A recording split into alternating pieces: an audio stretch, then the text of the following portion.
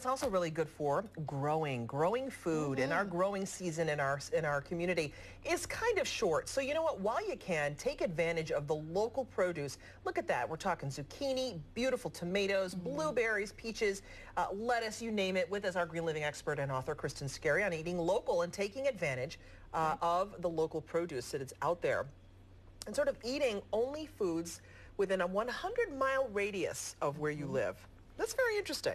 It's exciting and very possible. So the concept is being a localvore, so eating those like foods within the 100-mile radius. So during my year of Nothing New in August, I did a challenge to eat only foods grown in New York, and there's plenty to eat. I did eat a lot of corn. I was going to say, month, but, but there was plenty, and this is all from Wegmans. I had a great conversation with Brad in the Parrington Wegmans, but talking about this is the peak of our season, so really it was an easy month to do that. And they do sell local produce at Wegmans. Yes, this is all from local farms that they have built relationships with, and many of the local stores are doing that, which is wonderful.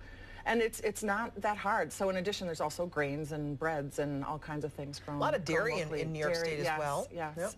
Do you hit up the farm markets a lot too? Yes, and so when I was traveling that year, I would eat at farm stands and more local grocery stores instead of fast food or.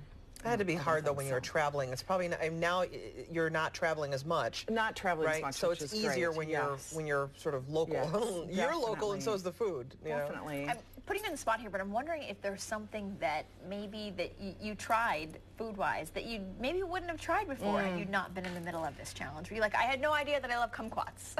Yeah, or something. Yes. Some of the vegetables, there's a combination cauliflower, broccoli. Broccolini? Yes, and some other really interesting looking vegetables that I tried that were interesting. I tried a CSA one year. A CSA was a great way for my family to try vegetables we never tried before. And I grew to like garlic scapes. Yes, which they kind of looked kind of like otherworldly to me, like something you'd find in a Dr. Seuss book. And I thought, people eat those? Oh, they're delicious. They're delicious on pizza. And so that's the great thing is if you with this challenge, you can try new things that you would not normally try. Yes, definitely. And it's easy to do. So stores, the farm markets, the stands.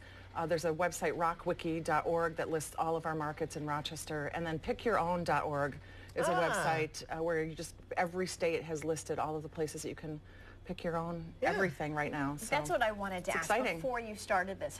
Research beforehand, I'm sure it was important. And figuring out where you were going to eat next. Yes, and just knowing what grows here. I was surprised. I was desperate for black beans and thought we didn't grow beans here, but we do. And I had to buy them in 25-pound bags. So I had black beans for a very long time. I was going to say. Yeah, I love black beans too. So then when it comes to what's available within a 100-mile radius, I mean, really, almost anything, right? Everything, and also our weases and meats and other. Yes, we know about the meats. There's a lot of great farms in our community that. We're very fortunate. So you really can do it. So the challenge is not so much the challenge; it's just organizing yourself and knowing who's where, right? Yes, and that's half the battle. Definitely. And eating even one local meal a week makes a difference in terms of supporting the economy, and buying food that comes from a closer place is better. It doesn't travel as far. It's fresher. It's healthier.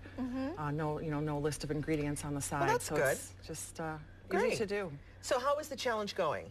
Great. I'm doing it again for August, so I'm gearing up. So here's my beginnings. I was just going to say, So the real challenge would not be having grape pie every day. That is dangerous because come the fall, you know that grape pie is going to be available. That is true. Local. You wrote a book about your experience. What's it called? Yes, A Year of Nothing New. Tools for Living Lean and Green. So things like this of just how to simplify and streamline. Where can people find your book too if they want to get it? Barnes & Noble, Amazon, my website, betterteams.com. Okay, A Year of Nothing New. As always, Kristin, thank you. We're always so inspired by you. Thank you so much. Thanks a lot. We appreciate it.